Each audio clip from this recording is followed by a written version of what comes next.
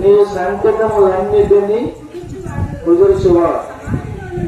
సమాధిలో నుండి నీ ప్రాణమును విమోచించుచున్నాడు. కరుణా కటాక్షములను నీకు కిరీటముగా ఉంచుచున్నాడు. పక్షిరాజు యవ్వనము వలె నీ యవ్వనము బ్రతగలుచుండునట్లు మేలుతో నీ హృదయము తృప్తిపరచుచున్నాడు. యెహోవా నీతి క్రియలు జరిగించుచు బాధింపబడి వారందరికీ న్యాయము తీర్చను. ఆయన మోసేకును తన మార్గములు తెలియజేయను. ఇశ్రాయేలు వంశస్థులకు తన క్రియలను కనపరచును. సమయంలో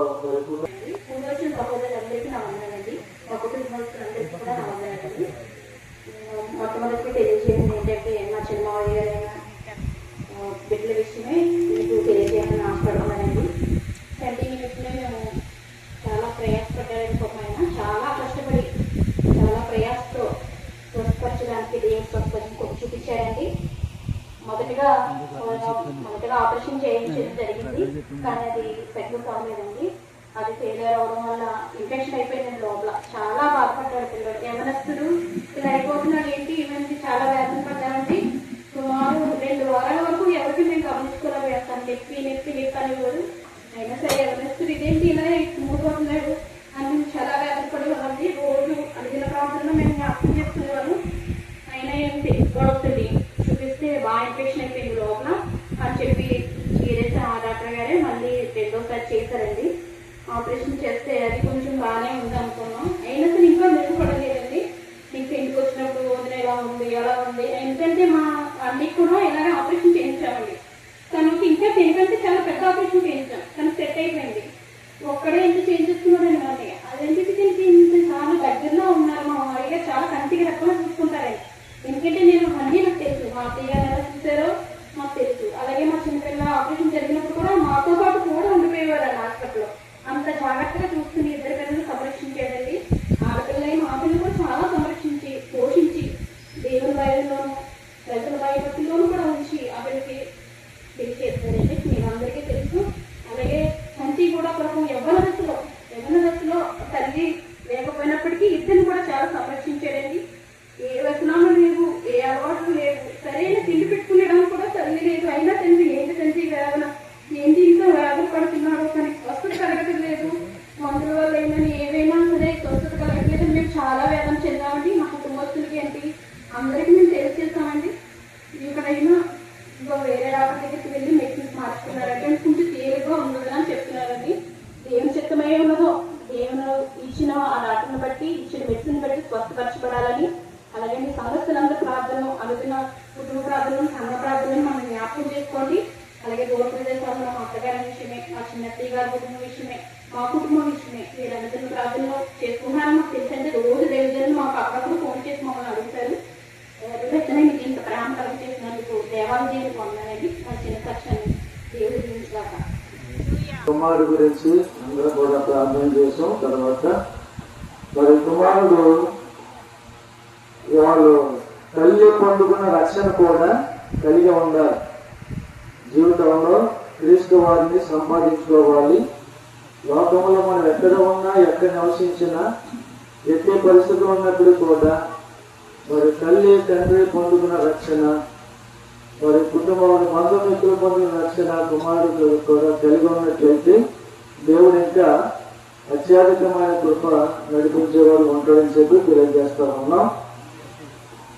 ఈ సమయంలో మరి సాక్షించిన కుటుంబానికి సహోదరులకును యేసుక్రీస్తు నామమున శుభం తెలియజేస్తా ఉన్నాం. సో మీరు ఒక అరగంట సేపు వాక్యాన్ని ముందుగా తెలియజేస్తారు. తర్వాత నేను కూడా తెలియజేసి సమయానికి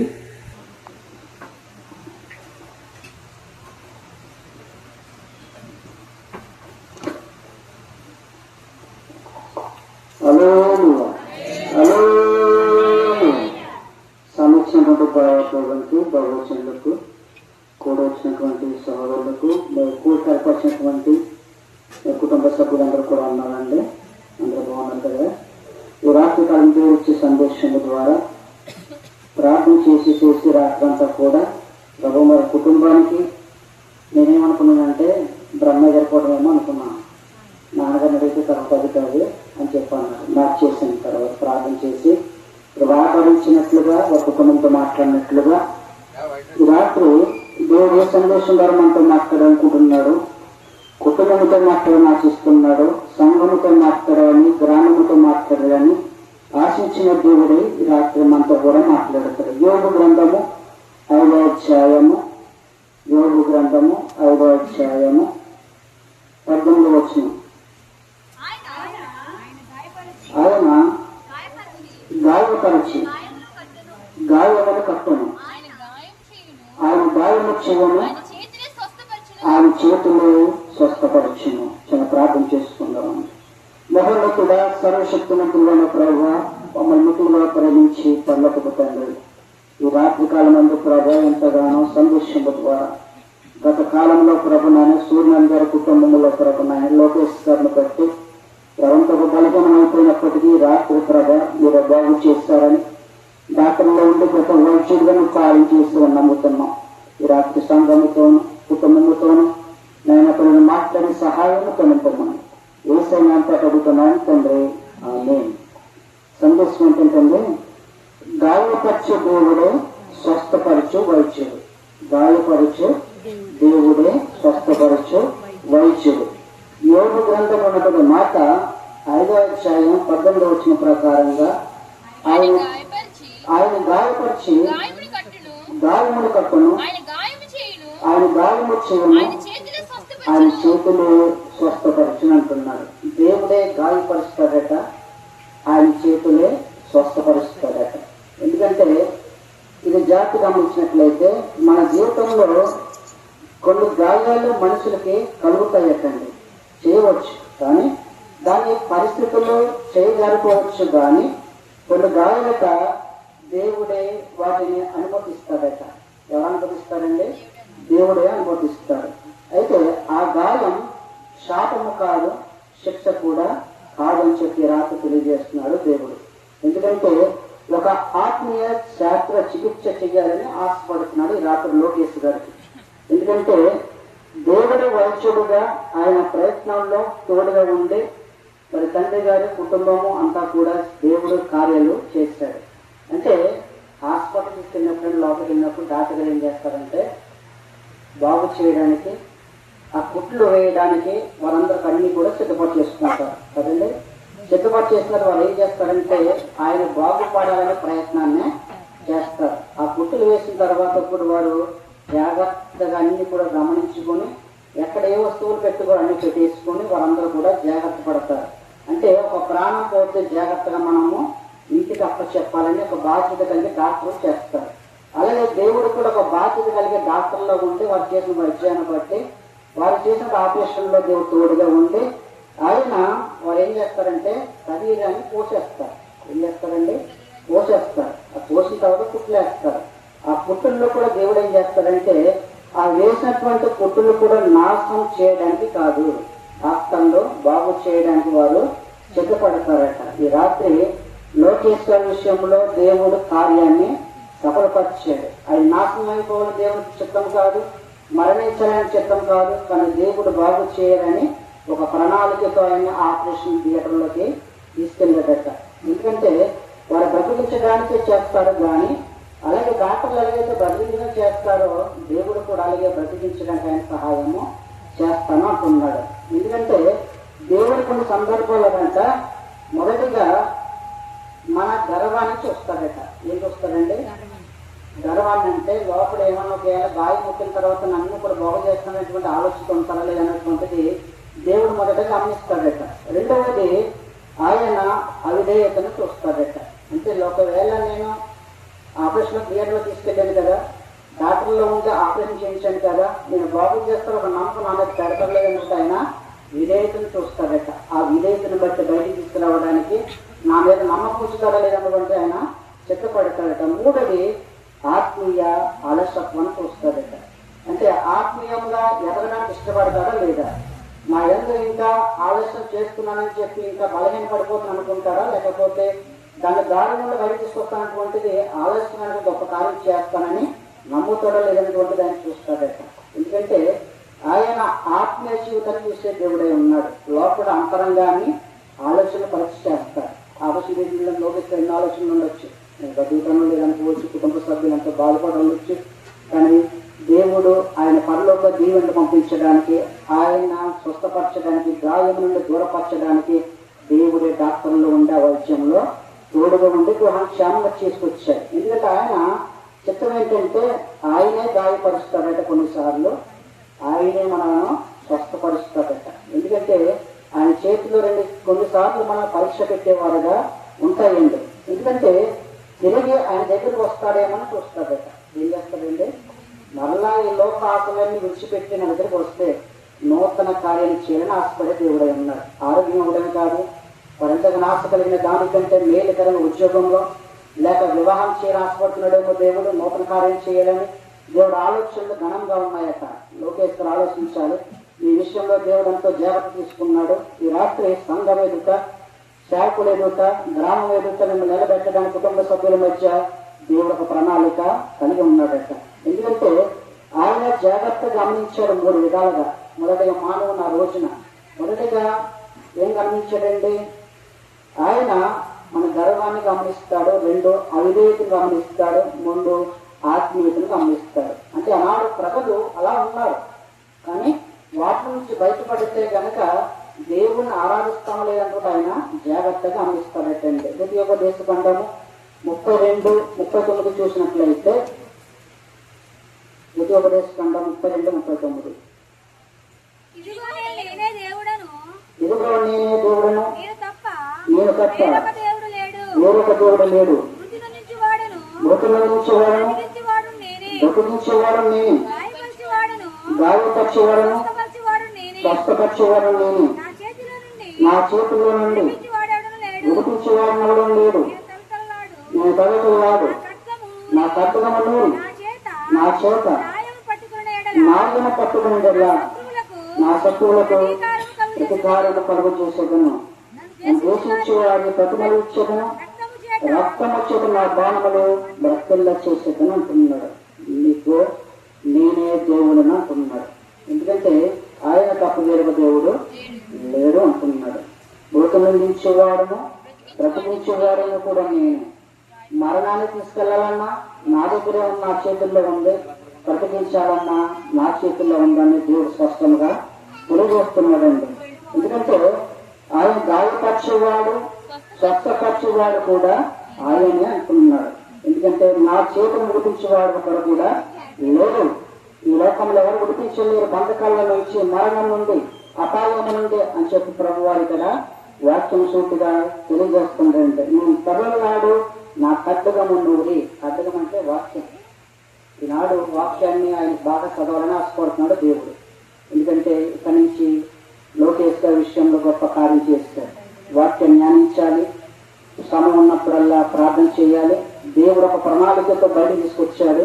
ఆ ప్రణాళిక నెరవేరడానికి కుటుంబం పట్ల బాధ్యత కలిగి ఒంటరిగా పోరాటము, ప్రార్థనలో పోరాడుతూ దేవుడు గొప్ప కార్యం చేసి దేవుడుగా ఉన్నాడు. ఎందుకంటే నేను తలటలలో నా ఖడ్గము నూరి నా చేత న్యాయమును పట్టుకునేలా.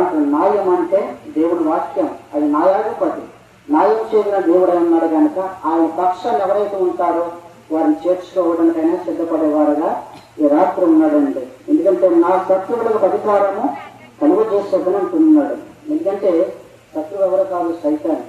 కొన్నిసార్లు వాక్యాన్ని చదవాలన్నా చదవలేకుండా చేస్తారు, ప్రార్థన చేద్దామన్నా ప్రార్థన చేయకుండా చేస్తారు. వాటి నుండి తప్పించడానికి దేవుడు సిద్ధంగా ఉన్నాడు. ఎందుకంటే రక్తము చేత నా బాణములను భక్తుల్లం చేసేదను. దేవుని రక్తంలో నేను వచ్చాను. ఆయన చేసినటువంటి గాయముల చేత మనం స్వస్థపరచడానికి ఆయన సిద్ధంగా ఉన్నాడు. ఎందుకంటే మొదటి గొప్ప గాయం వెనుక దేవుని ఉద్దేశం ఉంటుందట, గాయం వెనుక గొప్ప ఉద్దేశం ఉంటుందట మొదటిగా. ఎందుకంటే మొదటగా రాసుకోండి, గాయం వెనుక దేవుని ఉద్దేశం ఉంటుంది. ఆదికాండము 50 అధ్యాయము 20 వచనం చూసినట్లయితే, ఆది కాండము 50 అధ్యాయము 20 వచనం. మీరు మీరు నాకు కీడు చేయు ఉద్దేశించితిరి గాని కీడు చేయడం ఉద్దేశించుతారు కానీ జరుగుచున్నట్లు జరుగుతున్నట్లు అనగా అనగా బహు ప్రజలను బ్రతికించినట్లుగా అది మేలుకే దేవుడు ఉద్దేశించాడంట. ఇది అందరూ తెలిసిన వాక్యం. యోసేపు గురించి సొంత అన్నలే అతని సంపాదన చూస్తాడు, కానీ దేవుడు ఆయన యోసేపు ఒక బానిసగా ఒక ప్రాంతంలో ఉన్నాడు. ఆ బానిసగా అమ్మబడినప్పుడు అది ఒక గాయంగా మారింది. యోసేపుకి ఎలా మారిందండి? ఒక గాయంగా మారింది. అయితే అదే గాయము తన స్వరూపాన్ని మార్చడానికి, తన భవిష్యత్తును మార్చడానికి దేవుడు సిద్ధపడుతున్నాడు. ఎందుకంటే ఒక యోసేపు ద్వారా ఒక ప్రణాళిక కలిగి ఉన్నాడు దేవుడు. ఆయన గాయపడ్డ ప్రతి గాయాన్ని చూశాడు, అపనిందలను చూశాడు, అవమానాలు చూశాడు. వాటికి నిందగా అవమానాల బదులుగా దేవుడు ఉన్నత స్థాయిలో పెట్టడానికి సిద్ధపడుతున్నాడు. ఆయనకు వచ్చిన గాయాలన్నిటి కూడా ఆయన కాయని తగ్గించుకుంటూ విధేయత కలిగి దేవుడు కొన్ని ఉద్దేశాలు కలిగి ఉన్నాడు యోసేపు పట్ల. ఆ ఉద్దేశం నెరవేర్చడానికి గాయం వెనుక ఒక ఉద్దేశం కలిగి ఉన్నాడంటే దేవుడు. ఎందుకంటే అతనికి ద్వారాలకు వచ్చిందట. ఆ గాయం వెనకాల నూతన ద్వారాలు తెరవబడ్డాయి. ఈ రాత్రి లోకేశ్వరి నేను చెప్పేది ఏంటంటే, ఉద్యోగం లేదని భయపడొద్దు, వివాహం జరుగుతుందని భయపడొద్దు, తన కుటుంబాన్ని ఎలా ఉండబోతున్నానని భయపడొద్దు. దేవుడు అంటున్నాడు, మీ కొరకు గాయం వెనకాల నూతన కార్యాలు తెలిసి ఉంచారు. ఆ గాయాలు కుటుంబం పట్ల, ఒకవేళ సంఘం పట్ల, గ్రామం పట్ల దేవుడు ద్వారాలు దర్శించాలంటే కొన్ని గాయాలు వస్తాయి, అవమానాలు వస్తాయి. వాటిని తట్టుకున్నప్పుడే దేవుడు మనకు ద్వారాలు తెరుస్తానంటున్నాడు. ఎందుకంటే వాళ్ళు ఏం చేస్తారంటే కీడు చేయాలని చూస్తారు, కానీ వారు కీడు చేసినప్పటికీ వారి ప్రజలు ఏమంటారంటే ఆయన 18 వచనంలో వారి అతని సహోదరులు పోయి అతను ఏదో సాకులు పడి ఎదుగో మేము నేను దాసులమని చెప్పగా యోసేపు భయపడకుడి, నేను దేవుని స్థానమందున్నానా. ఎవరు స్థానంలో ఉన్నాడటండి? యోసేపు దేవుని స్థానంలో ఉన్నాడు. ఈ రాత్రి మనందరము కూడా దేవుని స్థానంలో నిలబడితే ఆయన ఎక్కడ తీసుకెళ్లాలో అక్కడ నిలబెట్టాడో, ఆరోగ్యవంతులుగా ఉంచాలో, శక్తివంతులుగా ఉంచాడో, బలహీనలుగా ఉంచాడో దేవుడి సమస్తం కూడా ఎదిగిన దేవుడు. బలహీనమైన మనమే బలహీనలో తీసుకుపోతుంటైనా రోగం నుండి బలహీనత నుండి బలవంతులుగా చేసేవాడుగా ఉంటాడు. ఆయన ఒక్కడే మిగిలిపోలే దేవుని పక్షాన ఉన్నందుకు, దేవుడు ఆయన పక్షాన ఉన్నందుకు, అన్నతమ్ములతో వేసిన స్నేహితులతో వేసిన అతను ఎవరి పక్షాన ఉన్నాడండి? దేవుని పక్షాన నిలబడ్డాడు. ఎందుకంటే మీరు నాకు తెలిసిన ఉద్దేశించదు కానీ నేటి జరుగుతున్నట్లు అనగా బ్రతికించినట్లుగా అది మేలుకే దేవుడు ఉద్దేశించాడట. ఎందుకంటే ప్రజలను బ్రతికించాలంటే దేవుడు ఒక మేలు చేయడానికి కీడు వెనకాల మేలు చేసేవాడుగా ఉంటాడు. ఎందుకంటే యోసేపు కన్నీళ్ళు ఎంత ఖర్చాడంటే ఏడ్చాడట ఒంటరిగా అయిపోయినందుకు. అయ్యో నా జీవితంలో నూతన కార్యాలు చూడలేనా, నా భవిష్యత్తును చూడలేనా అనుకున్నాడు. కానీ దేవుడు ఎవరైతే తోసివేశారో, ఎవరైతే అవమానపరిచారో, కొన్నిసార్లు అవమాన చోటే అవమానపడ్డ గాయపడ్డ చోటే దేవుడు ఆశీర్వాదాన్ని దాచించాడు. ఈ రాత్రి మనందరూ కూడా ఎక్కడైతే అవమానం గాయం అనగా రోగంతో నింపబడినప్పుడు, లేక అవమానాలు వచ్చినప్పుడు ఎన్ని కూడా గాయాలు, ఆ గాయాల మధ్య దేవుడికి ఆశీర్వాదాన్ని మనందరికీ, కుటుంబానికి, సంఘానికి, గ్రామానికి, సాకుల కుటుంబానికి దేవుడు దాచించాడని మర్చిపోతుంది రాత్రి మీకు తెలియజేస్తున్నాను. ఎందుకంటే అతను ఒంటరైపోలేదండి, పోషించే శక్తిని ఇచ్చాడట. ఏం ఇచ్చాడండి? వారి పిల్లలందరినీ కూడా వారు అనుకున్నారు, నమస్కారం చేశారు వచ్చి దగ్గరికి అన్నయ్యలు, బాబా సంఘం నిన్ను అవమానపరిచాము, నిందపరిచాము, వీటన్నిటి కూడా మమ్మల్ని మళ్ళీ గుర్తు చేసుకుంటావేమంటే అతను ఏం కలిగిందంటే ప్రేమ కలిగి ఉన్నాడట. కుటుంబం అంటే ఒక ప్రేమ. ఆ ప్రేమలు వెలిగిపోయి మీ పిల్లలను కూడా నేను చూడడం నేను ఇష్టపడుతున్నా అని చెప్పాడు. ఈ రాత్రి వారి కుటుంబాన్ని, సూర్యనగర్ కుటుంబానికి, మన సహోదరి కుటుంబాన్ని, మీ పిల్లల సంఘాన్ని, మన పిల్లలందరినీ కూడా పోషించేవాడుగా మనం ఒంటరిగా ఉన్నాం అనుకుంటాం, కానీ పోషించే శక్తిమంతుడు, సహాయం చేసేవాడుగా ఆయన ఉంటాడు.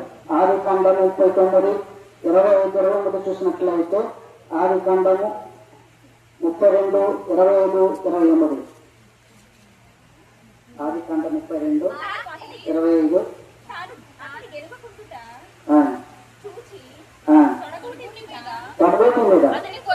అతను కొట్టాను. అప్పుడు అతడు ఆయన ఆయనతో తెలుగులాడుట వలన యాకోబు తోడ గూడు వాసిలను ఆయన తెల్లవారుచున్నది కనుక మన పోనిమనగా అతను నువ్వు నన్ను ఆశీర్వదించదేనే గాని నేను పోయినను అనెను. ఆయన నీ పేరేమని అడుగుగా అతడు యాకోబు అని చెప్పాను.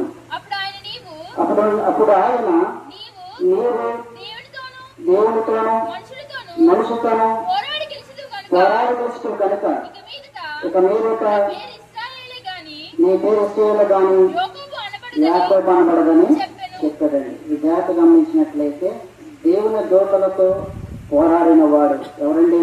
యాకోబు. ఆయన పోరాడినప్పుడు ఎంతగా పోరాడాడంటే అతను తొడ కూడా వాసిపోయేంతగా పోరాడాడట. ఆ పోరాడిన దాంట్లో బలహీనతలో కూడా గాయాన్ని యాకోబు గాయాన్ని కూడా చూస్తాడు. ఎప్పుడైతే ఆ గాయము మోకాల నుండి ఎప్పుడైతే అదంతా తొట్టిలో పడిపోయిన గాయంతో పడిపోయాడో ఆ గాయంలో ఇశ్రాయేలుగా మార్చేశాడు దేవుడు. అంటే దేవుని ప్రజలుగా మార్చేశాడు. దేవుని సన్నిధికి దగ్గరయ్యేవాడుగా ఆయన సన్నిధి చేర్చుకున్నాడు. నన్ను ఆశీర్వదిస్తేనే నేను ఇక్కడి నుంచి వెళ్ళనన్నాడు.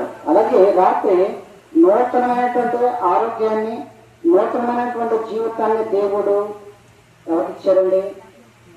ఆనాడు యాకోబుకి ఇచ్చారు. ఈనాడు ఎవరికి ఇచ్చారు? లోకేశ్వరుడు ఇచ్చారు. మనం జ్ఞాపకం చేసుకోవాలి. కుటుంబాన్ని మర్చిపోకూడదు, సంఘాన్ని మర్చిపోకూడదు, సేవకులు మర్చిపోకూడదు. అన్నిటికంటే దేవుని ఇచ్చినటువంటి జీవితాన్ని దేవుని మర్చిపోకూడదు. ఎందుకంటే ఆ యాకోబుని ఎలాగైతే ఆశీర్వదించాడో ఆయన చెరుకున్నటువంటి ప్రతి దాంట్లో తోడుగా ఉన్నాడు. ఎందుకంటే లోతైన ఆత్మీయ పక్షమట. కొన్నిసార్లు దేవుడు మన పరిస్థితిని వెంటనే మారవలేరు కొన్నిసార్లు, కానీ ముందుగా మన హృదయాన్ని మారుస్తాడట. ఏం చేస్తాడంటే కొన్నిసార్లు త్వరగా జరగవు, కానీ దేవుడు ఆలోచన చేస్తున్నాడు అనుకోవాలి. కానీ ఆరోగ్య విషయంలో కానీ అలాగే హృదయాన్ని మార్చుకోవాలి. గాలిని మూసిన తర్వాత అంతా మనం దేవుని గురించి ఎలా ఉంటున్నామో చూస్తాడట. ఇప్పుడు ఆరోగ్యం చేసే లోకేష్ గారికి తర్వాత ఏం చేయాలి? దేవుణ్ణి పట్టుకుని వాక్యం ధ్యానిస్తూ ప్రార్థనతో గడుపుతూ ఉన్నప్పుడు ఇంకా అభివృద్ధి పరచడానికి ఆరోగ్యం ఇచ్చి, శక్తినిచ్చి, ఉద్యోగం ఇచ్చి వివాహం చేయడానికి సిద్ధంగా ఉన్నాడు. కానీ అన్ని విధాల కంటే ముందుగా దేవుడు కనపరిచేవారుగా ఉండాలి. ఆగిపోయిందనుకుని ఆయుష్ అయిపోయిందని భయపడద్దు. దేవుడు ఏదైతే ప్రణాళిక కలిగి ఉంటాడో ఆ ఉద్దేశాన్ని బట్టి మనము దేవుడు కలిగి ఉండాలండి. యోబు గ్రంథము 42:5 చూసినట్లయితే యోబు గ్రంథము 42:5 చూడండి.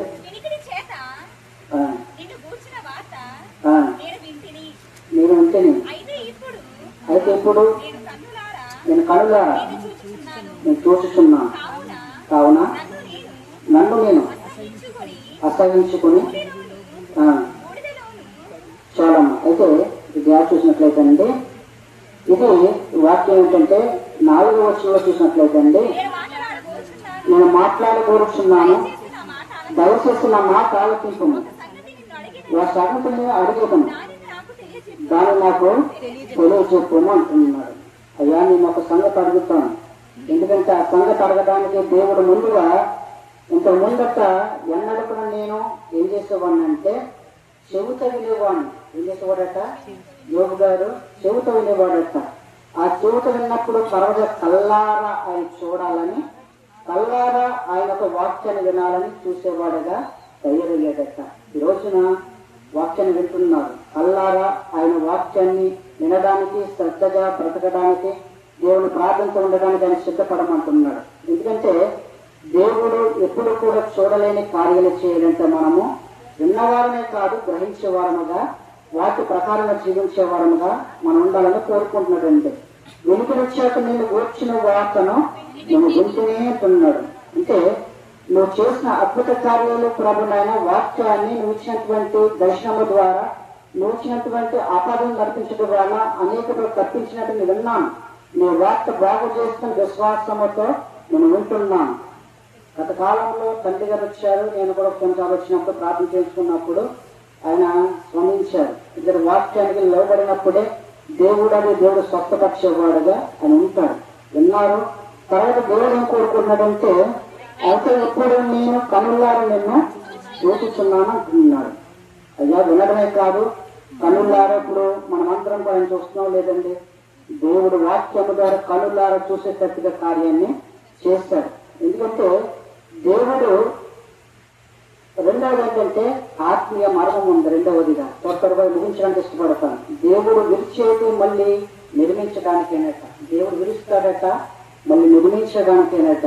ఎందుకంటే చూడండి, ఇర్మీయా గ్రంథము 18:14 చూసినట్లయితే, ఇర్మీయా గ్రంథము 18వ అధ్యాయము 4వ వచనంలో కొమ్మని చిగటమంటితో చేయుచున్న కొండ వాని చేతిలో నుండి విడిపోగా ఆ చిగటమన్ను మరలా తీసుకుని కొమ్మని తనకి ఇష్టమైనట్టుగా దానితో వరకు కొండ చేసెను.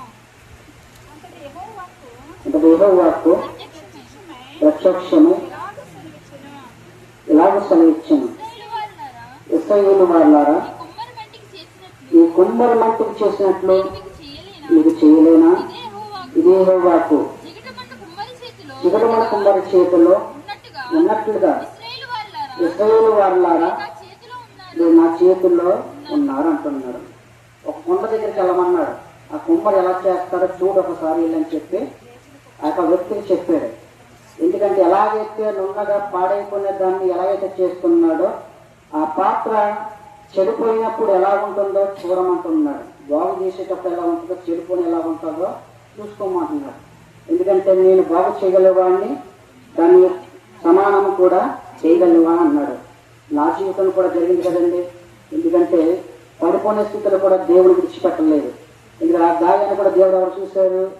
మనల్ని పడిపోయిన చోట లేవనెత్తేవాడుగా ఆయన ఉన్నాడు. సంఘాన్ని లేక కుటుంబాన్ని ఒక బాధ్యతగా మనం ఆయన వైపు ఉన్నప్పుడు దేవుడు గాయాన్ని ఆ కుమ్మరి కుండను తయారు చేసేవని చూసి జాగ్రత్తగా మట్టి ఎలా వెళ్తుందో చూడు, సమానంగా వెళ్తుందో లేదు చూడమన్నాడు. ఎందుకంటే ఆయన జాతి చూసినట్లయితే 3వ వచనంలో ఈ కుమ్మరి ఇంటికి వెళ్ళగా వాడు తన సారి మీద పని చేయు చుండను. కుమ్మరి జిగటమంటితో చేర్చిన కుండ వాణి చేతి విడిపోగా ఆ జిగటాన్ని మరలా చేసిన కుమ్మరి తనకు ఇష్టమైన దానితో మరొక కుండ చేస్తాడట. దేవుడు ఒక వ్యక్తిని బాగు చేయాలంటే మరలా అదే స్థితిలో తీసుకురావాలంటే దేవుని చేతుల్లో ఉన్నంత మన జీవితం. కొండకే జీవితంతో పోల్చాడండి. ఎందుకంటే దేవుడు ఒకసారి మనల్ని ఆ పాత్ర చెడిపోయింది అనుకోండి, మరలా బాగు చేయడానికి ఆయన ఇష్టపడతారు. ఎప్పుడు ఇష్టపడతారు తెలుసండి? మరలా మన జన్మ చేరినప్పుడు, ఆయన బాధల చెంత మోకరించినప్పుడు, మరలా మనం ఆయన చెంతకు చేరినప్పుడు మన జీవితం విరిగిపోయిన కాలాల్లో కూడా దేవుని చేతిలో కొత్త రూపాన్ని ఇస్తాడట. పాడైపోయిన జీవితాన్ని కూడా బాగు చేసి నూతన కార్యాలు చేయడానికి ఆయన సమయాలు ఇస్తాడట. బైబిల్ ఉదాహరణగా చూసి ముగించడానికి దేవుడు లోకాసు వార్త 22:16 చదవడానికి చూసినట్లయితే త్వరగా లోకాసు వార్త 22 ఎన్నడను లోకాసు వార్త 22:61 కండి. 22:61.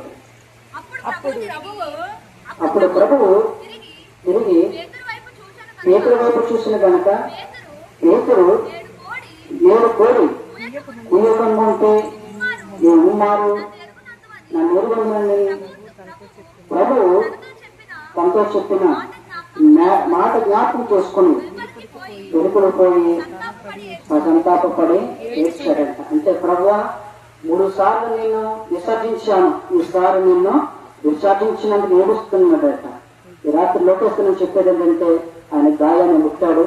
పశ్చాత్తాపంతో ప్రభా నేను లోకాసుకు దగ్గర అవను, ఇక నిన్ను జ్ఞాపకం చేసుకుంటూ బ్రతికినంత కాలం కూడా నా జీవిత కాలం నువ్వేదో చేయాలనుకుంటున్నావో నీ ప్రణాళిక ప్రకారం నడుపుమని చెప్పి ఎప్పుడు ఆయన చేతుల్లోకి మీరు చెప్తారు. దేవుడు నూతన ఆరోగ్యానికి ఇచ్చి నూతన కార్యాల్లో చేయడానికైనా ఇష్టపడతాను అంటున్నాడు. అపోస్తుల కార్యం 2:41 చూసినట్లయితే ఇక్కడ పేతురు గారి పశ్చాత్తాపం అనే గాయం వాక్యము అంగీకరించిన వారు బాప్తిసం పొందిరు. ఆ దినమందు ఇంచుమించు 3,000 మంది చేర్చబడి మీరు అపోస్తుల బాధ్యందును సహవాసనందును రొట్టె ఉంచుకుందును ప్రార్థన చోటును ఏడతగక ఉన్నారట. ఎందుకంటే పేతురు అనేక మంది ప్రసంగం చేస్తున్నప్పుడు అంటే ఇతరులకి పేతురు గారు ఒక సాక్షిగా నిలబడ్డాడు. ఎందుకంటే అనేక మంది 3,000 మంది రక్షించబడ్డారు. ఈనాడు నేను చెప్పేది ఏంటంటే మే ద్వారా అనేక మంది రక్షించబడాలి. యవనస్తులు పాడైపోతున్న వారిని కోరుకుంటున్నాడు ఈ రాత్రి. మీ కుటుంబంతో అనేక మంది రక్షించబడవలసిన వారు ఉన్నారు. ఈ రాత్రి సంఘంలో యవనస్తులు ఉన్నారు, గ్రామంలో ఉన్నారు, దేశంలో ఉన్నారు. వారందరి కొరకు కూడా మనం ఏం చేయాలంటే ప్రార్థన చేసేవారు ఉండాలి. దేవుడు పశ్చాత్తాపం అనే గాయాన్ని, పునరుద్ధానమైన గాయాన్ని ఈనాడు లోకేశ్వరిస్తున్నాడు. ఎందుకంటే సంఘానికి తెలియజేస్తూ ఒక పక్క నుంచి మనం ఆదరించబడాలని, కుటుంబానికి ఆదరణగా ఉండాలని దేవుడు కోరుకునేవాడుగా ఆయన ఉన్నాడండి. ఎందుకంటే పేతురు 3 సార్లు తిరస్కరించాడు, కానీ అతని హృదయం విరిగిపోయింది. అది పేతురు తర్వాత అనేక మంది రక్షించబడడానికి దేవుడు సహాయాన్ని చేశాడు. ఒకసారి క్షమాపణ పొందిన తర్వాత మళ్ళీ ఆయనతోనే సహవాసం ఉండాలని కోరుకునే దేవుడు. ఎందుకంటే దీంట్లో మనము 3 ప్రశ్నలు వేసుకోవాలండి. ఎన్ని ప్రశ్నలు అండి? 3 ప్రశ్నలు వేసుకోవాలి. నా గాయాలతో దేవుని నేను చేయనని గుర్తిస్తున్నావా? మొదటిగా నా గాయాల్లో దేవుని చెయ్యనని గుర్తిస్తున్నావు అంటున్నాడు. అంటే దేవుని చేతులు గుర్తిస్తున్నావు అంటున్నాడు. నీ గాయాన్ని ముట్టానని చేతులు గుర్తిస్తున్నావు అంటున్నాడు. అంటే దేవుని చేతులు గుర్తించేవారు ఉండాలట. ఆయన చేతులు అంతమంది గుర్తిస్తున్నాడు ఈ రాత్రి. అంటే దేవుని చేతులంట స్వస్థపరిచేవాట, ఆయన బాగు చేసేవాట. రెండవది మనం ప్రశ్న వేసుకోవాలి, నా బాధ నన్ను దేవుని దగ్గర చేస్తుందా లేక దూరం చేస్తుందా?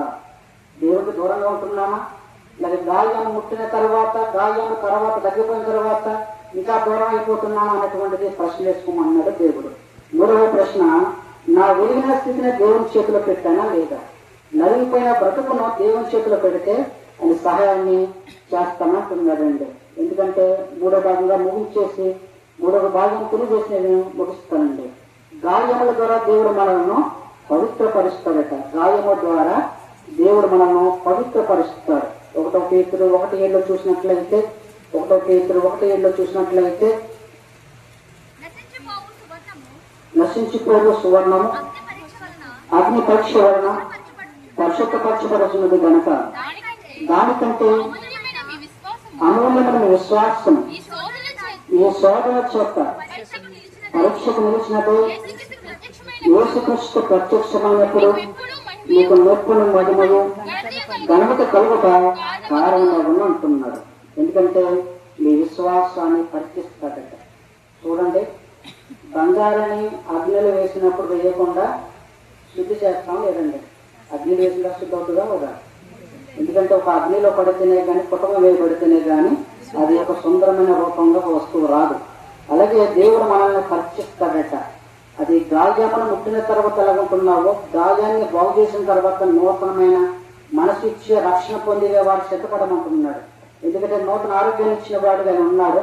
ఎందుకంటే దేవుడు ఆయన కోరుకున్నది ఏంటంటే, శుద్ధి చేసిన తర్వాత ఆయన ఏం కోరుకున్నాడంటే, విశ్వాసం కూడా శోధన ద్వారా ప్రవేశించిన తర్వాత నీవు నా రాజ్యం వారసుడుగా ఉండాలంటున్నాడు. శోధనలోనే పరీక్షిస్తాడంట దేవుడు. ఎన్ని శోధనలు వచ్చి ఆయన విడిచిపెట్టకుండా ఉండండి, దేవుడు నూతనంగా నడిపిస్తూనే ఉంటాడు. శోధనలు ఎన్నో వస్తాయి, కుటుంబంలో ఒంటరిగా వస్తాయి, గాయాలు లేక రోగంలో సమస్యలు వస్తాయి, శరీర బలమే వస్తాయి. కానీ వీటన్నిటికంటే దేవుడు గొప్పవాడు కనుక ఆ పరీక్షను నెగ్గితే కనుక నూతనమైన కార్యాన్ని చేసే అనే వారసుడు ఉండడానికి ఆయన ఇష్టపడేవాడుగా ఉన్నాడంట.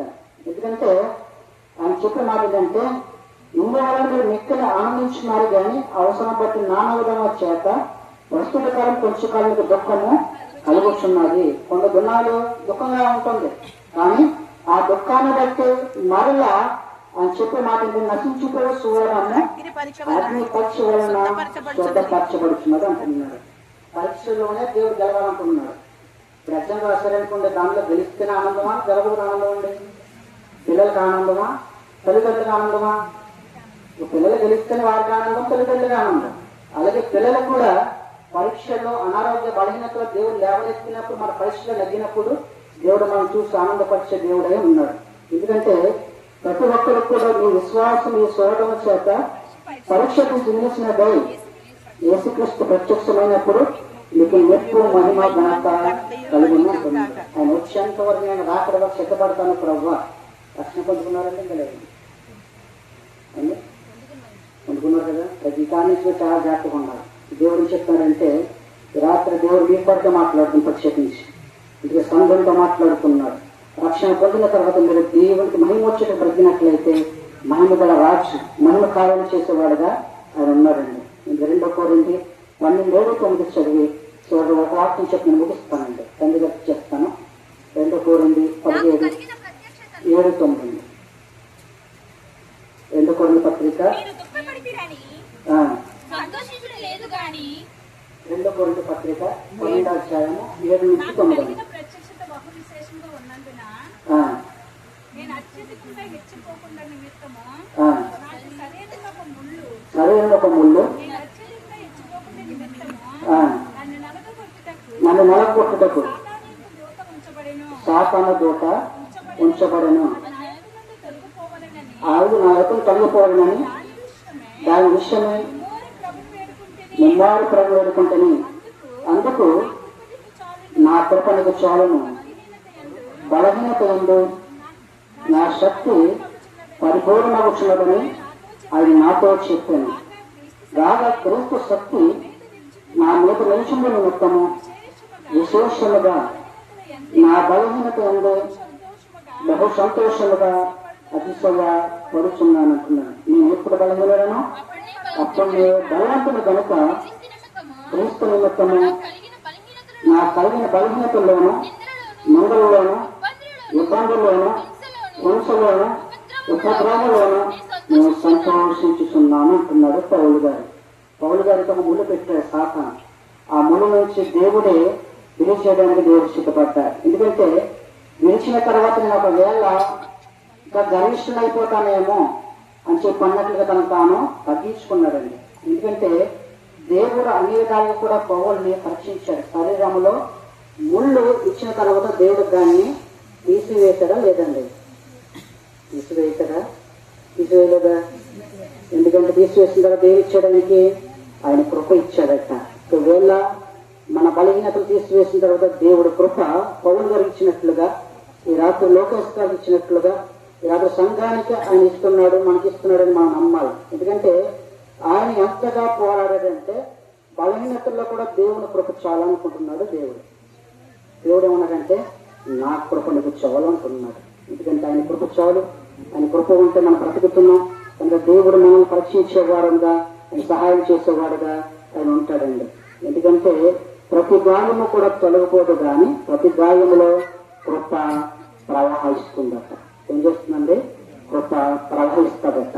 ఆయన పరిశుద్ధాత్మక నింపబడినప్పుడు, మనము ప్రార్థన నింపబడినప్పుడు ఎక్కడైతే గాయములు అవమానముల మధ్య, హింసల మధ్య, నిందల మధ్య, అవమానాల మధ్య పౌలు గారు అన్ని సమస్యలు వచ్చుకుంటూ సంఘం మధ్య వచ్చుకున్నాడు. కుటుంబ సమస్యల మధ్య, ఒంటరి సమస్యల మధ్య ఇవన్నీ తట్టుకున్నాక దేవుడు ఆయన కృప చాలు అంటున్నాడు. ఆయన ఎంత ఆనందించాడట. ఈ రాత్రి మనందరం కూడా ఎవరి ముందు ఆనందించాలండి? దేవుని ముందు ఆనందించేవారు ఉండాలి. ఎందుకంటే దేవుడు మనం ప్రార్థించాడు, ప్రభువా నన్ను గాయపరిచిన పరిస్థితులు కనుక నీ ఉద్దేశం గ్రహించి జ్ఞాపకం చేసుకుంటాను ప్రభు అని ప్రార్థన చెయ్యాలట. రెండవదిగా విరిగిన నా హృదయాన్ని నీ చేతులతో కట్టు ప్రభా అని ప్రార్థన చేయాలట. మూడవది నా కన్నీలను ఒక సాక్ష్యంగా మార్చు ప్రభు అని చెప్పి ప్రార్థన చేయాలట. 4 గాయములో నీ ప్రేమను చూడగలిగిన విశ్వాసాన్ని నాకే ప్రభు అని చెప్పి ప్రార్థన చేయాలట. అప్పుడు ప్రార్థించినప్పుడు ఆయన గొప్ప కార్యాలు చేసే వర్షగలుగా ఉదాహరణకి చెప్పి నేను ముగిస్తున్నాను. కీర్తన 147 మాత్రమే తీయండి చాలు, ఇంకేమవుతుంది. కీర్తన 147 వచ్చారు.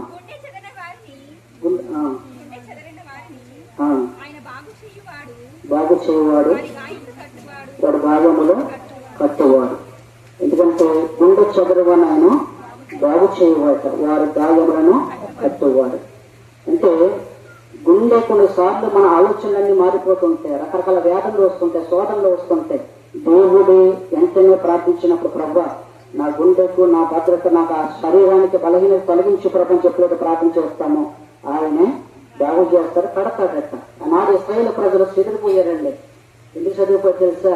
వారి మనసు స్థిరం లేక, వారి బలహీనతను బట్టి దూరమైపోయినప్పటికీ దేవుడు ఏం చేశాడంటే చెదిరిపోయే వారిని మళ్ళా ఆయన కట్టాడట. పాట ఉంది కదండి, బాగు చేయగలవాడు ఆయన అని చెప్పి. ఎందుకంటే మనము హృదయ పంగులైన వారిని ఆయన స్వస్థపరుచుకున్నాడు, వారి గాయమును కట్టువాడు కూడా ఆయనట. ముగింపు నేను చెప్పేదంటే దేవుడు గాయపరిచిన వాడు కూడా ప్రేమతోనే ఆయన చూస్తాడట.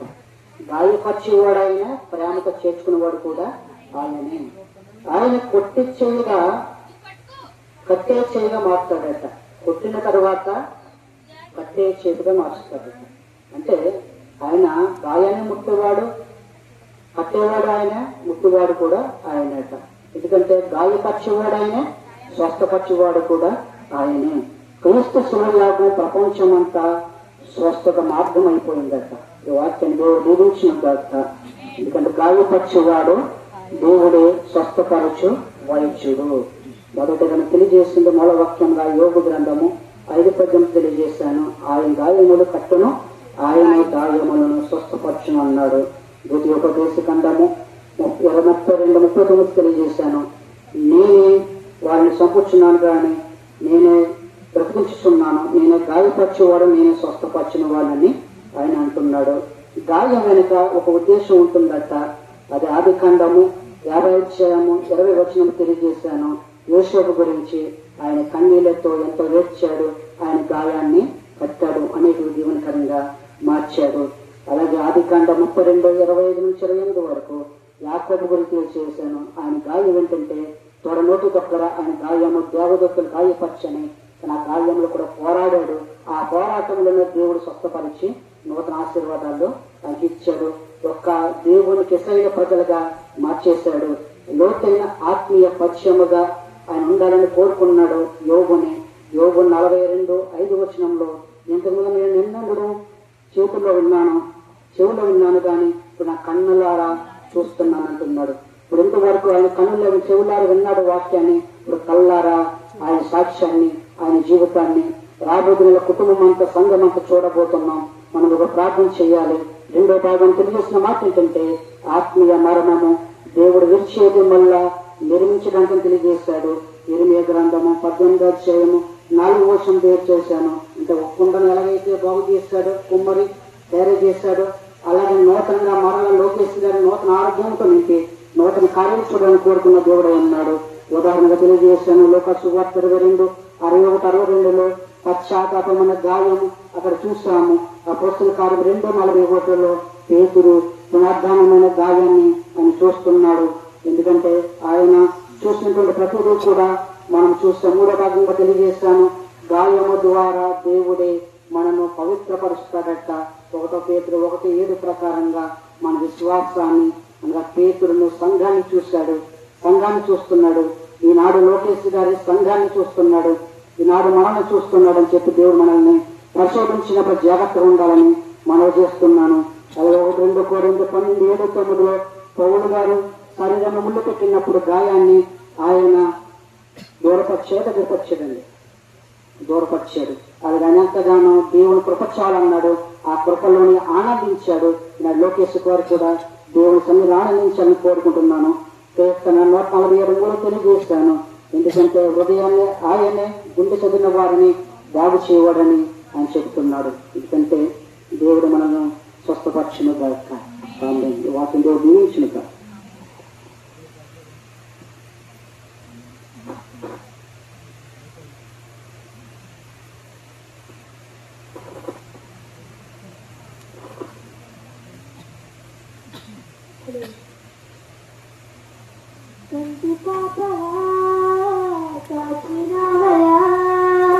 సంటి పాపను మోసినట్టు మోసినావయా, చేతి నీడలో దాచినావయా, తోడుగా మా ముందరే నడిచినావయా, పోషించినావయా, బలపరిచినావయా, దయను వలదని ధైర్యమునిచ్చినావయా, నడిపించినావయా, కాపాడినావయా.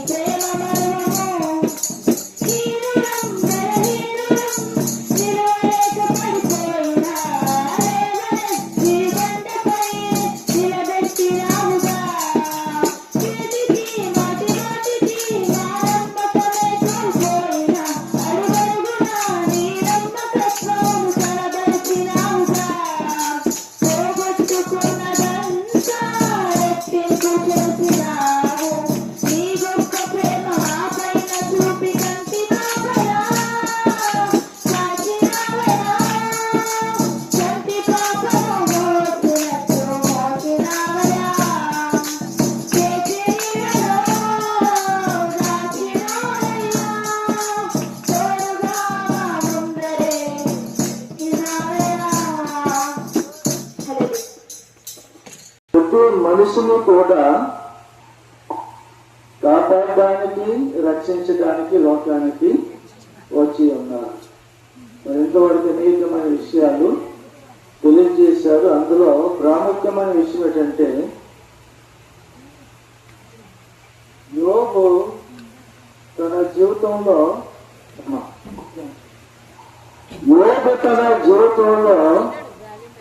ఎంత కష్టం వచ్చినా, ఎంత పరిస్థితుల్లో తారుమారు అయిపోయినప్పుడు కూడా ఎవరిని విడిచిపెట్టలేదు, దేవుణ్ణి విడిచిపెట్టలేదు.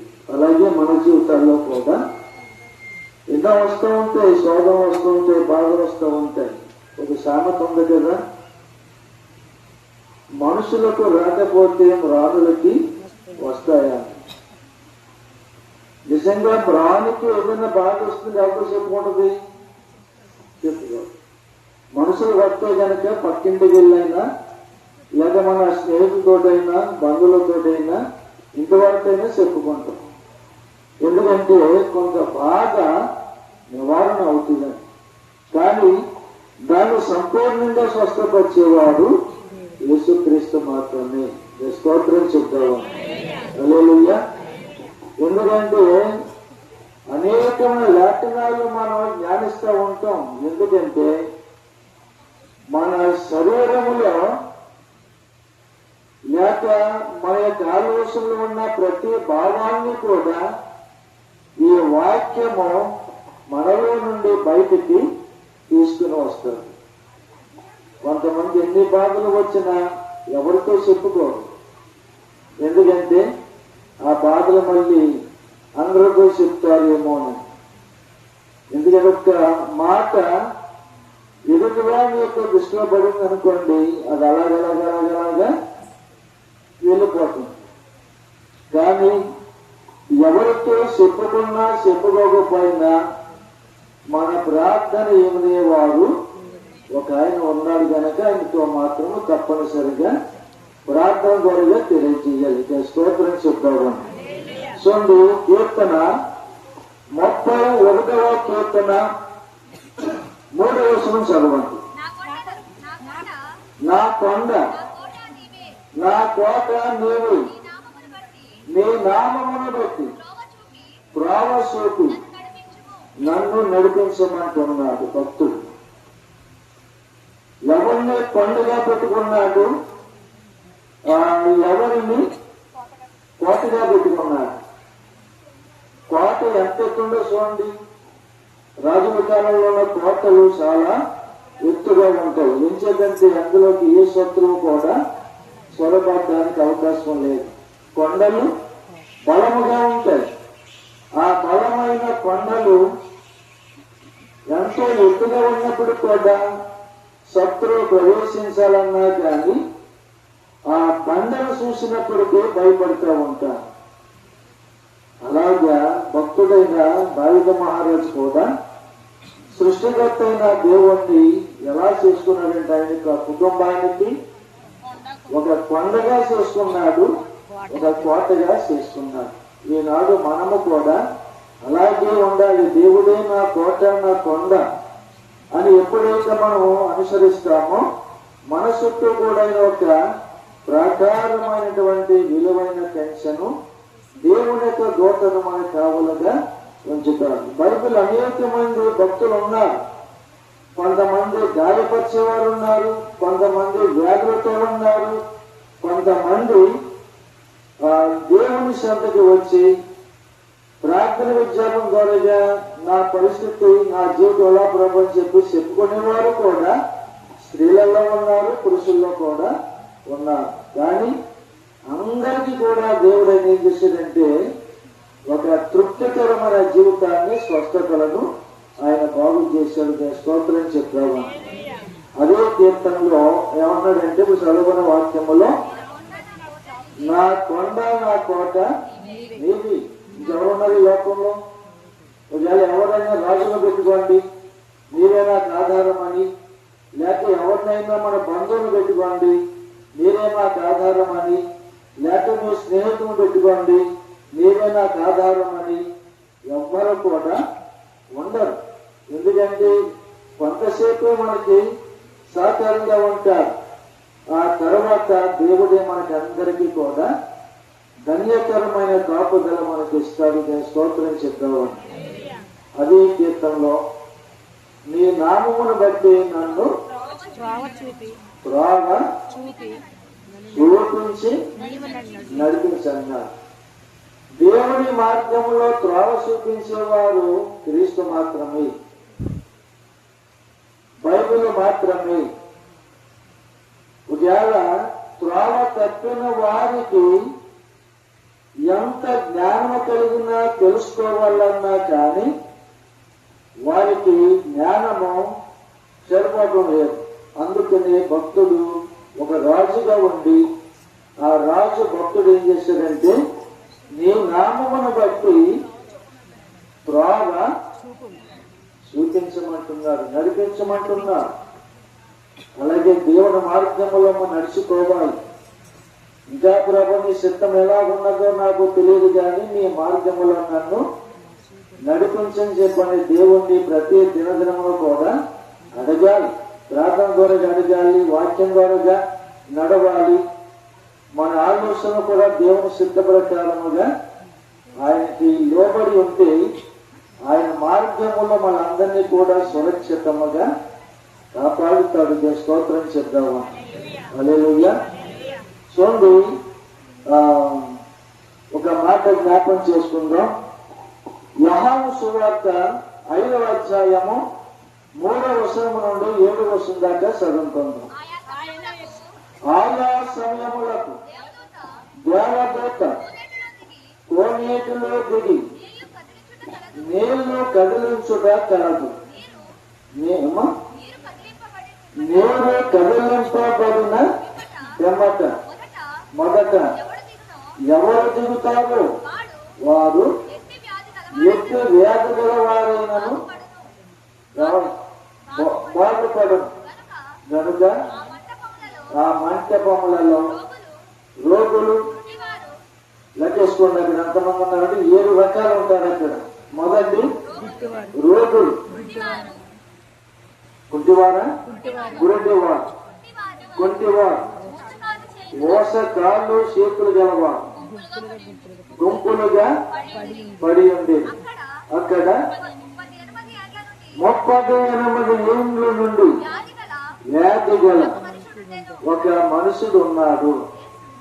యేసు వాడు పడి ఉండట చూసి వాడెప్పటికీ బహుకాలము నుండి ఆ స్థితిలో ఉన్నాడని ఎరిగి స్వస్థపరచబడగోరుచున్నావా అని వాడగా అడగగా ఆ రోగి, అయ్యా నీళ్లు కదిలింపబడినప్పుడు నన్ను కోనేటిలోకి దించుటకు నాకెవ్వరు కూడా సహాయము చేసుకోలేదు.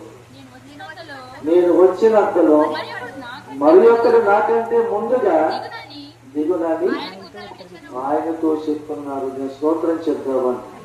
ఎందుకంటే ఇక్కడ తెలియజేసినటువంటి విషయాలలో ప్రాముఖ్యమైన విషయం మనం జ్ఞాపకం చేసుకోవాలి.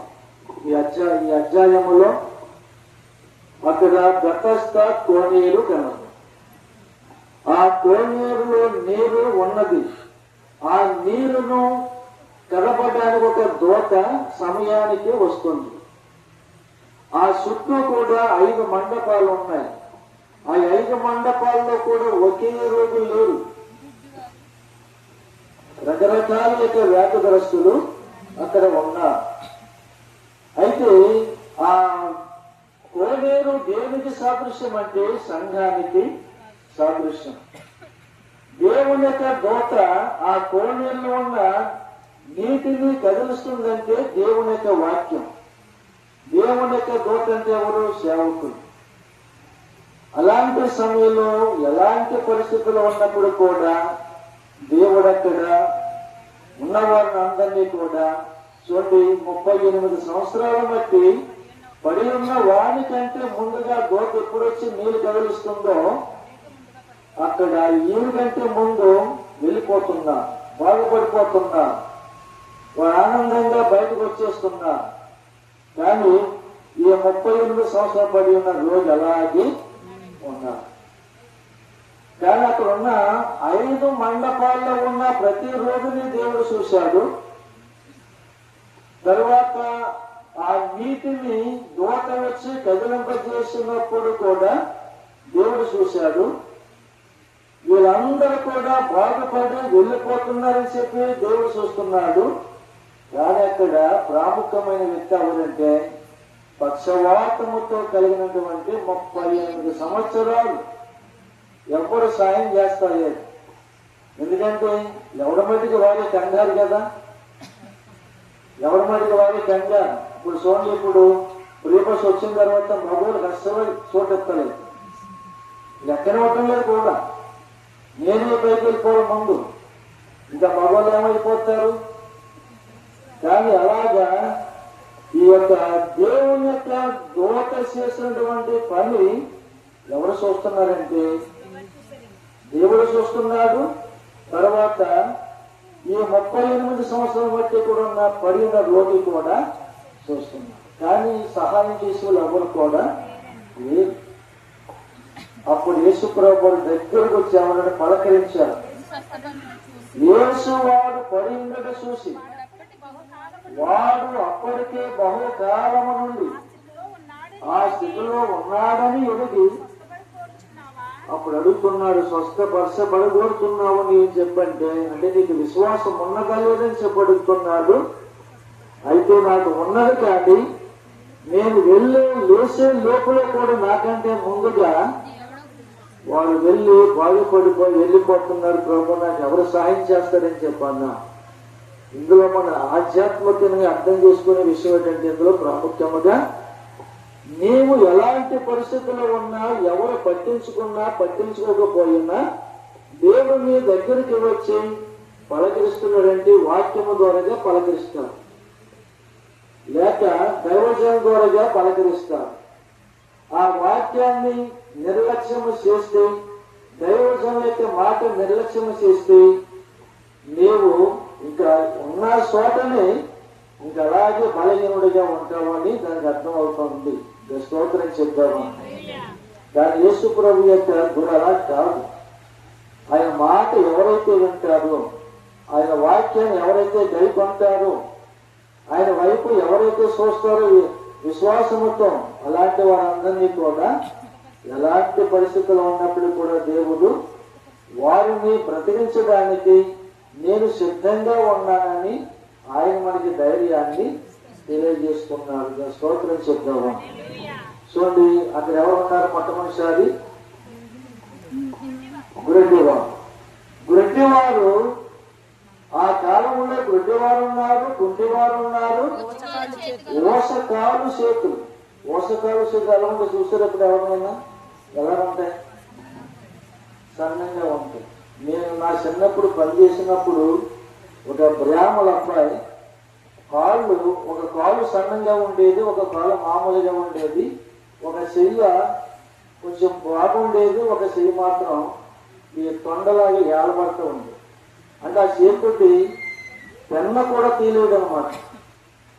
కాగితం కూడా పట్టుకోవాలంటే మనకి ఓసకాలు చెయ్యవు.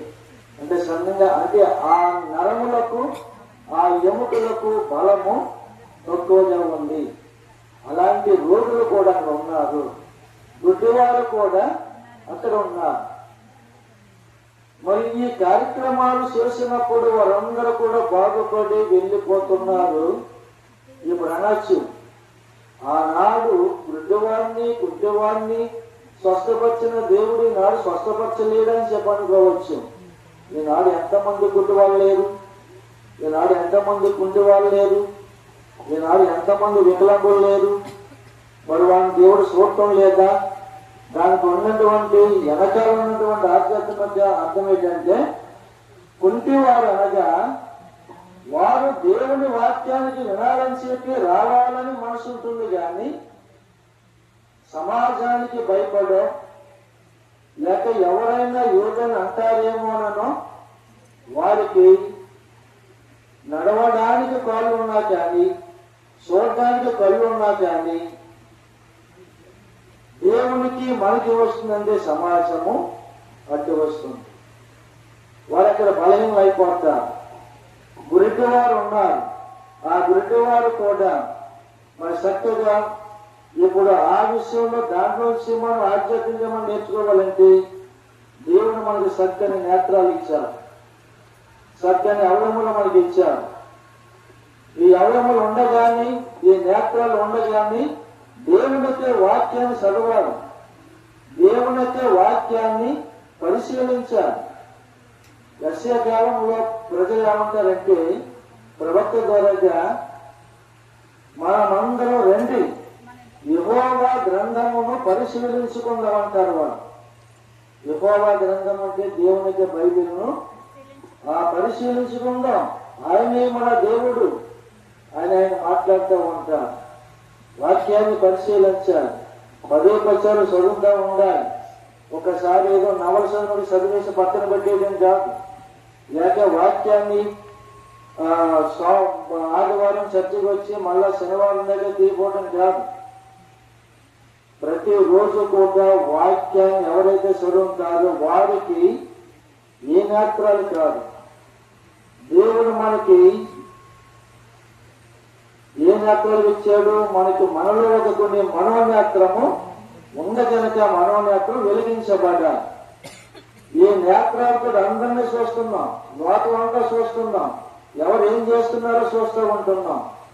కానీ వాక్యము చదివిన తర్వాత మనలో ఉన్న మనోనేత్రము వెలిగినప్పుడు, లేక దేవుడు మనకి ఆ నేత్రం వెలిగించినప్పుడు పరలోక విషయాలు మనం అన్ని కూడా చూస్తూ ఉంటాం, గ్రహించుకోవడానికి దేవుడు మనకు సహాయము చేస్తాడు. అది మృదుతనం, ఆధ్యాత్మికమైన మృదుతనముగా ఉంది.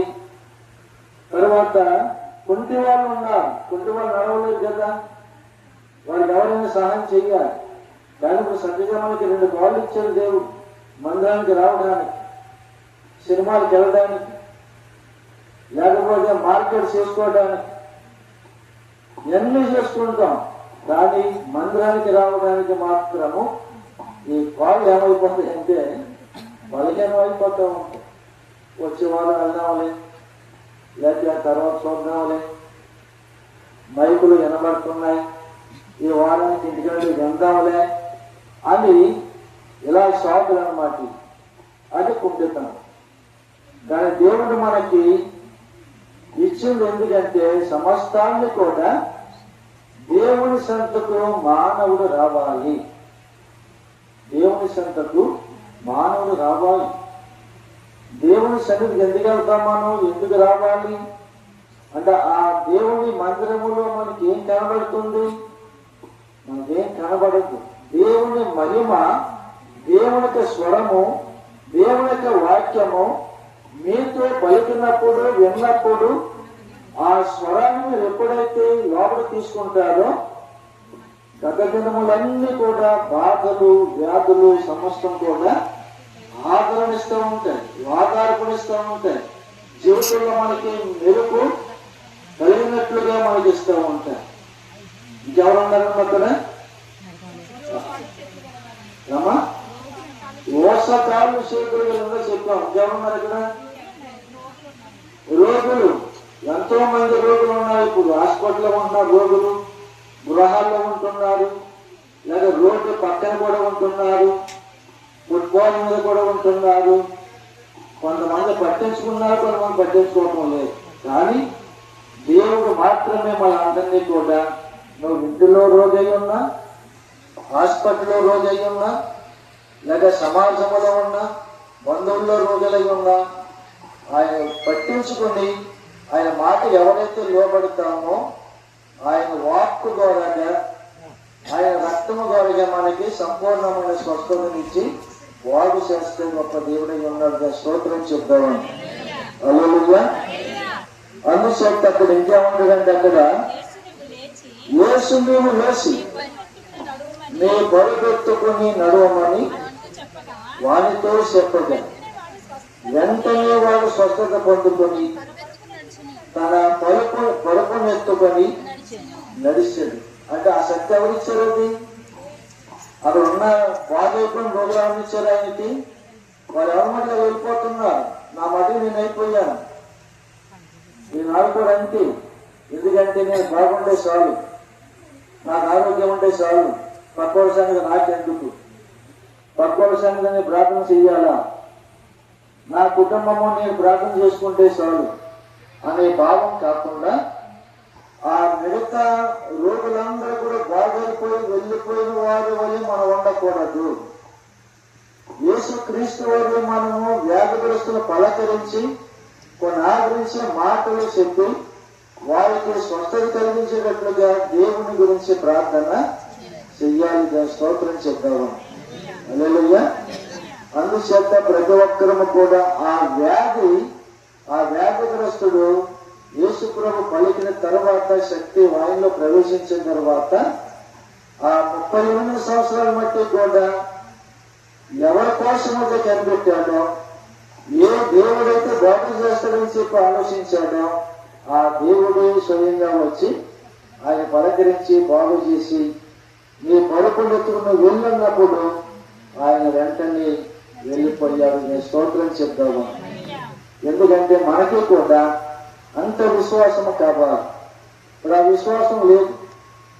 ఆ విశ్వాసం కావాలంటే వాక్యాన్ని బాగా చదవాలి, వాక్యంలో ఉన్నటువంటి ఆ సత్యాన్ని గ్రహించుకోవాలి. యేసుక్రీస్తు వారికి మాట మనం వినాలి.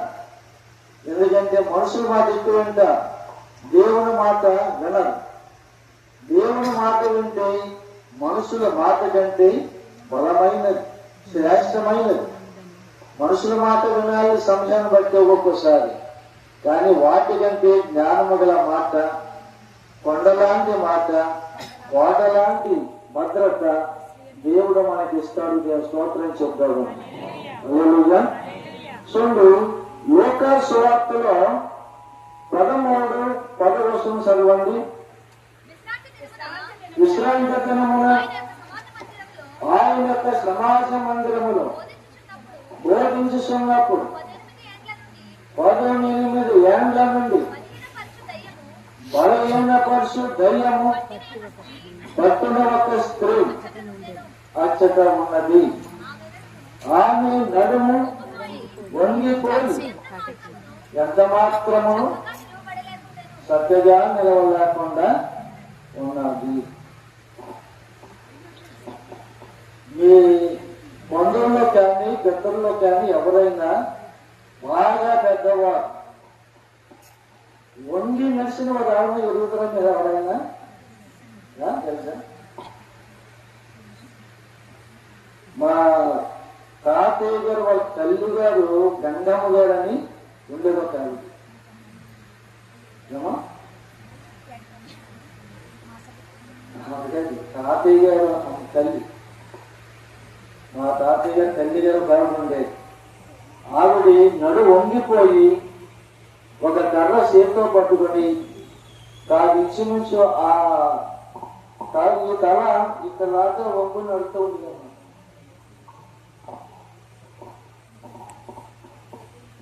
ఆ మామని నిలబెట్టడానికి ప్రయత్నం చేసేవో ఎన్నేం చేస్తున్నారు, వంగిపోయింది కదా. ఇంకా అలాగే ఆమె బ్రతుకు దినములన్నీ కూడా అలాగే నడిచేది. ఎందుకంటే అలాంటి స్త్రీ కూడా బైబిల్లో మనకు చూపిస్తున్నాడు కనుక ఆ స్త్రీని బట్టి మనం నేర్చుకోవాల్సింది ఏంటంటే, నీవు ఎన్ని సంవత్సరాలైనా మన పరిస్థితిని అలాగే ఉండిపోయినట్లయితే, మన జీవితం అలాగే ఉండిపోయినట్లయితే ఎవరు కూడా మన బాగు చేయలేరు. బాగు చేసే దేవుడు మన రక్షకుడు మనతో ఉన్నాడని చెప్పి యేసు ప్రభు దగ్గరికి వచ్చినప్పుడు ఆయన పిలిచాడు. అమ్మ ఏమన్నాడు అక్కడ? యేసు ఆమెను చూసి రమ్మని పిలిచి, అమ్మా మీ బలము మీ బలహీనత నుండి ఉండి ఉన్నామని చెప్పని యేసు ప్రభు అక్కడ ఆమెతో మాట్లాడినప్పుడు ఆమె చక్కగా నిలబడి ఎంతగానో సంతోషముగా దేవుణ్ణి ఎందుకంటే దేవుడి దృష్టిలో నడుము వంగిపోయిన వారైనా, బలహీనులైనా, రోగులైనా, కుంటి వాళ్ళైనా, గుడ్డివారైనా, ఎలాంటి వారైనప్పుడు కూడా, ఎలాంటి పరిస్థితులు ఉన్నప్పుడు కూడా దేవుడు అందరినీ కూడా బాగు చేస్తాడు. మరి 4 మంది కుంటోళ్ళు లేరా? కుంటోళ్ళు మరి వికలాంగులుగా లేరా? గుట్టోళ్ళు పాటలు పాడతా లేదా? మరి వాళ్ళకేంటి? అది శరీర సంబంధమైనటువంటి వ్యాధులుగా ఉన్నాయి. కానీ దేవుడు మనకి అన్ని అవయములు బాగున్నా కానీ మనం ఒక్కోసారి గుడ్డోలు అయిపోతాం, ఒక్కొక్కసారి కుంటోలు అయిపోతా ఉంటాం. ఎందుకంటే ఆయన వాక్యాన్ని చూస్తాం, కానీ వాక్యాన్ని మనకంతా తెలిసిపోయిన వాక్యం చెప్పనుకుంటాం. కానీ అందులో చదివి అందులో ఉన్నటువంటి జ్ఞానాన్ని పొందుకోవటానికి శక్తి సరిపోదు. అంచేత ప్రతి ఒక్కరు కూడా దేవుని సన్నిధిలో ఆయన ఎలాంటి పరిస్థితులు ఉన్నప్పుడు కూడా మరి ఆమె నడుమంటే ఉండిపోయింది కనుక మనలో కొన్ని ఆలోచనలు వచ్చి మన జీవితాన్ని కూడా అలాగే బలహీనపరిచి ఉన్నాయి కనుక వాటి నుండి మన దేవుడు విడుదల చేయడానికి ఆయన మనకి తోడుగా ఉన్నాడని చెప్పి జ్ఞాపకం చేసుకోవాలి. స్తోత్రం చెప్దాం. హల్లెలూయా.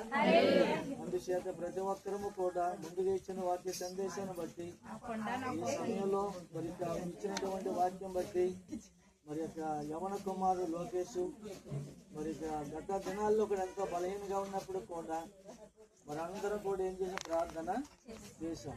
అలాగే తెలుసున్న వారు కూడా చేశారు, తెలుసున్న సేవకులు కూడా చేసి ఉండవచ్చు. సంఘపరంగా అందరూ ఎక్కడ ఎవరు చేసినప్పటికీ కూడా దేవుడు ఏం చేశాడంటే నాటికి కుమారుడికి చక్కని ఆరోగ్యాన్ని ఇచ్చి నిలవబెట్టాడు కనుక తన జీవిత కాలం అంతా కూడా యేసు ప్రభువుని విడిచిపెట్టకుండా ముందుగా ప్రార్థన చేసుకోవాలి, తర్వాత డ్యూటీకి వెళ్ళాలి, డ్యూటీకి వెళ్ళి వచ్చిన తర్వాత మళ్ళా ప్రార్థన చేసుకోవాలి, వాక్యాన్ని చదవాలి, వాక్యముతో నడుచుకుంటే ఇంకా అద్భుతమైన జీవితాన్ని దేవుడు మనకి ఇస్తాడని చెప్పి వాక్యం చదివిస్తా ఉంది. 31 కీర్తన 3వ వచనంలో ఏముంది? నా కొండ నా కోట నీవే నీవే అంటున్నాడు. అంటే మనకి ఇంకా ఆయన తప్ప కొండలాంటి దేవుడు, బండలాంటి దేవుడు, కోట లాంటి దేవుడు కనుక అలాంటి దేవుడిని మనం కలిగి ఉన్నందుకు ఎంతో గొప్ప ధన్యులని చెప్పి తెలుసుకోవాలి. స్తోత్రం చెప్తామని. హల్లెలూయా. కుమారుని కూడా దేవుడు దర్శించి బలపరిచి ఆదరించి ఈయన మహిమాత్మగా కాశీ కాపాడాలని, మళ్ళా ఆరోగ్యపరంగా దేవుడు ఇచ్చిన కనుక మళ్ళా డ్యూటీకి వెళ్ళాలని చెప్పి ఆశపడుతున్నాం. మనం ఎక్కడ చేసుకుంటారో అక్కడ దేవుని కాపుదలు ఉండాలని మనం అందరం కూడా ప్రార్థన చేద్దాం. అలాగే సాక్షి వచ్చినటువంటి సహోదరి కుటుంబాలకి, మరి ఇతర దేశాల్లో ఉన్న నాగమణి గారు, అలాగే జ్యోతి, కామేశ్వరరావు గారు, వారికి ఇచ్చినటువంటి బిడ్డలను దేవుడు కాశీ కాపాడి నడిపించాలని, మరి కామేశ్వరరావు గారి బిడ్డలు కూడా మరి చదువుకుంటున్నారు.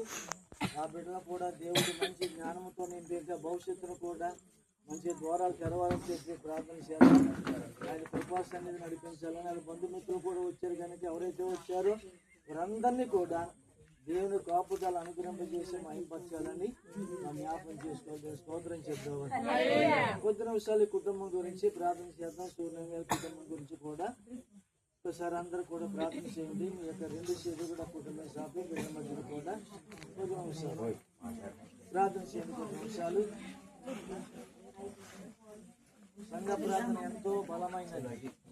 1, 2, 3 చేసిన ప్రార్థన కంటే సంఘ ప్రార్థన చాలా బలమైనది కనుక మా కుటుంబానికి, అలాగే వృద్ధాప్యంలో సుభాషణ గారికి ఆరోగ్యం నుంచి అలాగే వారికి ఇచ్చిన సంతానం అందరినీ కూడా దేవుడు మహిమాత్మగా బలపరచాలని, మరి కోడిక ద్వారాగా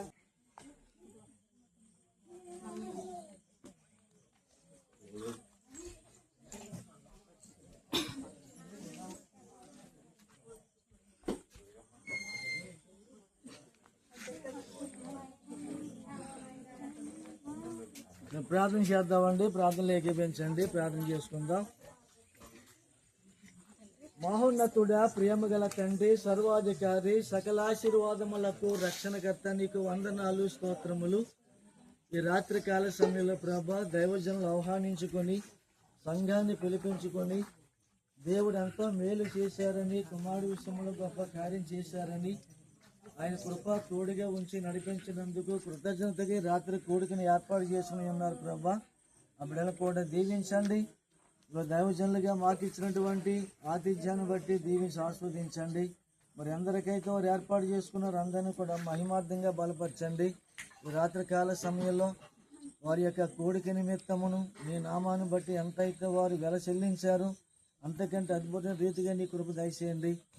మళ్ళా నాయన జూన్ మాసంలో జ్యోతి అలాగే కామేశ్వర గారు కూడా రాబోతున్నారు కనుక గృహాలకు వారి ప్రయాణాలు సమయాన్ని బట్టి కాలాన్ని బట్టి మీ సహాయముతో నింపి మరి ఇక భార్య బిడ్డల మధ్యకు వారిని చేర్చి కృప చూపించండి. ఆ ఇతర దేశాల్లో కూడా మరి సరిహద్దులు కూడా సమాధానం అనుగ్రహింపజేసి మరి ఎన్నో యుద్ధాలు జరిగినప్పుడు కూడా నాయన ప్రతికూలము లేకుండా అనుకూలము కాకుండా ప్రతికూలాల్లో ఉన్న బిడ్డలను ఆధైర్యపరిచి మీ కృప ఉన్నప్పుడు నాయన ధైర్యపరిచి అందరినీ కూడా కాశీ కాపాడి నడిపించి సురక్షితంగా గృహాలకు నడిపి సహకరించండి. నాగమణి గారు కూడా కొంచెం సమయం పట్టినప్పుడు కూడా వారి ప్రయాణం కూడా సగం ఆరోగ్యాలు ఇచ్చి మళ్ళీ గృహానికి రావడానికి నడిపి సహకరించండి. కామేశ్వరరావు గారికి ఇచ్చినటువంటి అత్తయ్య గారి కుటుంబాన్ని అలాగే వారికి ఇచ్చిన భార్య బిడ్డలను యవన బిడ్డలు అలాగే సూర్యనారాయణ గారి కుటుంబాన్ని లోకేష్ను అలాగే ఝాన్సీ కుటుంబాన్ని జ్ఞాపం చేస్తున్నాం. వచ్చినటువంటి బంధువులు దూర ప్రాంతం నుంచి కూడా వచ్చి ఉన్నారు కనుక అమలాపురం నుంచి కూడా వారిని అందరినీ కూడా వారికి వచ్చినటువంటి బంధుమిత్రులందరినీ కూడా క్షేమంగా బలపరిచి సహాయముతో నింపమని యేసుక్రీస్తుని యొక్క నామాన్ని బట్టి ఈ సమయంలో గృహస్థులు ఏర్పాటు చేసుకున్నటువంటి అల్పాహారాన్ని దీవించి ఆశీర్వదించమని మూడు వచ్చిన సంఘ బిడ్డలుగా పెద్దలుగా యవనస్తులు అందరినీ కూడా దీవించి ఆశీర్వదించమని అడిగి వేడుకొనిస్తున్నారు మా పరమ తండ్రి. ఆమేన్. అందరికీ వందనాలండి.